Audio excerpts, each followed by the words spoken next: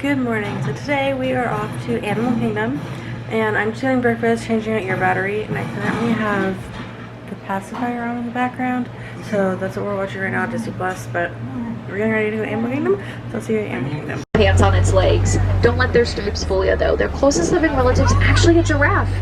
And we know that because they have a similar skull and vertebrae structure like giraffe have, as well as a few other similar features. Now the antelope that are close to the truck, the bright orange copper looking ones with horns, those are bongos. The tall tan ones with no horns, those are greater kudu.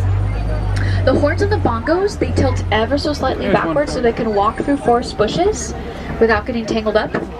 And then the greater kudu, the tan ones with no horns.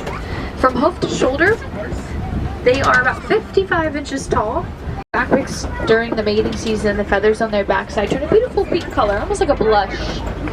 Oh, to our left, right behind the island, those are Nile hippos.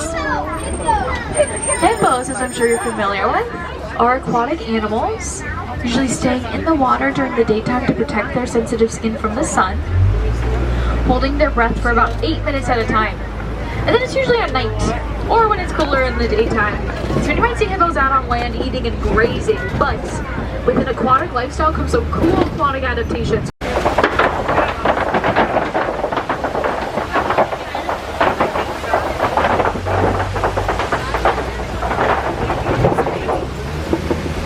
I know those crocodile were a bit more difficult to spot because they do blend in very well with their surroundings, but that's on purpose because they are considered opportunistic hunters, meaning they do not actively go out and seek their prey. Rather, they're going to wait for the right opportunity to strike.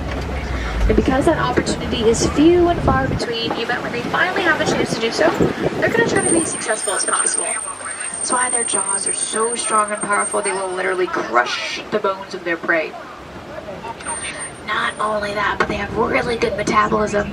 They can go up to about 4 weeks at a time just waiting for their next meal.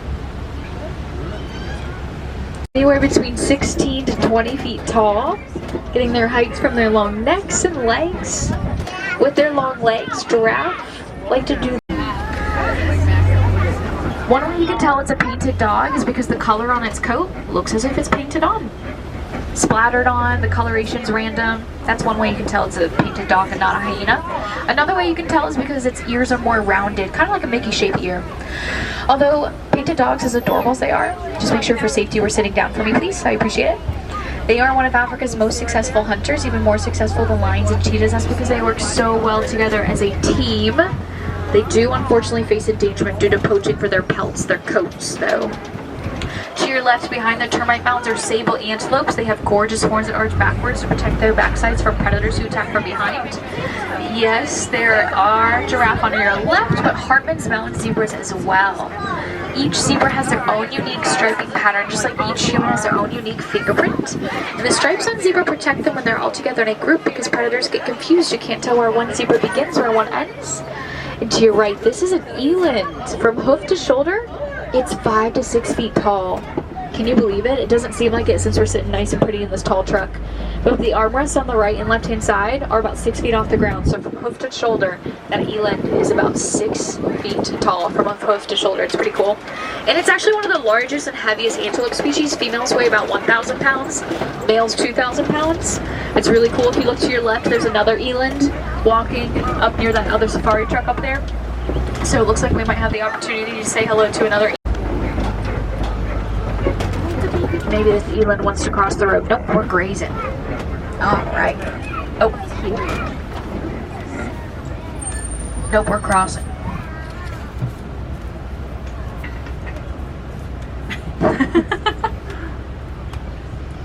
If you hear like a click clacking from the eland, it's actually a knee joint going back and forth over its kneecap. There's no particular reason why we know that knee joint makes that noise. We think it's just to alert other elands that they're in the area. So people have pointed out the baby giraffe to your right hand side. That is correct. On your right, behind the giraffe, there's Springbok, the small tan. I'm actually going to pull forward because there's a stunning view over here next to the water. Elephants are known for some pretty useful tools, some more obvious than others. I mentioned how baobab trees are known as the tree of life, storing precious water in the trunk of them, which elephants take advantage of. They use their tusks to pierce the trunk of the baobab tree. Inside's a sponge-like structure. It's how they get extra water on a hot day. So super resourceful of them. I think it's important to recognize between the baobab trees here, the tusk marks that we saw on the red cliffs. So much so, I'd like to point out, I know the sun's in our eyes, it has a black heart-shaped nose, just to let you know how much it loves water. So that's always fun. And The rhino's like, I don't want to move. You give him a nudge? no, rhinos don't have that good of eyesight. Someone mentioned, they're like, are we giving the rhino a nudge? Not a nudge. They don't have that good of eyesight. They only see about 10 feet in front of them. Talons. But since they don't have that good of eyesight, you might notice their ears kind of like back and forth occasionally. Kind of seconds. Make sure everyone's just on their bottoms for me, please. We gotta sit down for me, please. Endurance. Okay, so we came back to the Pizza Fire the other day, and I got the chicken pesto this time. I don't know why it keeps blurry. The sun is reflecting in, so it's showing up blurry.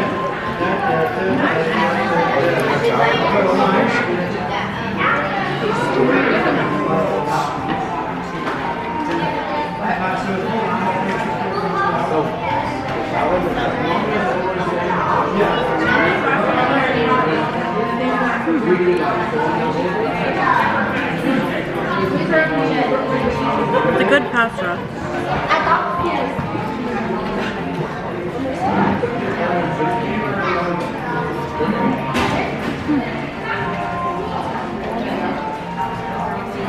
This is actually really good.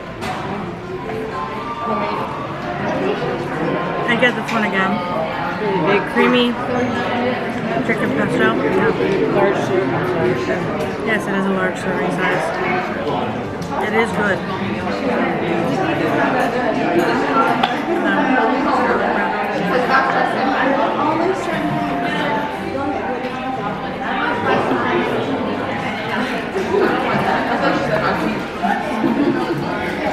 That's good. Okay, so we went to Earl's Sandwich and picked up some sandwich. I got a club, or it's called Earl's Club actually, is what the menu says.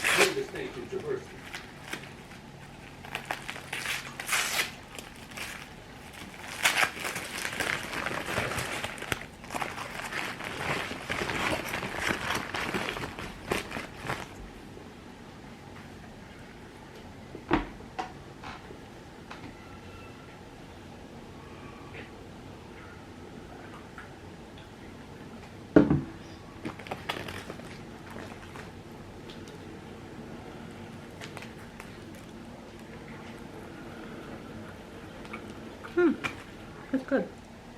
Is it toasted? Mm-hmm. Yeah, it has turkey, lettuce, tomato, bacon, and their famous sauce, Oh, yeah. which I don't know what that is, but it looks really good. Tastes good. And what's your rating? 8. 8?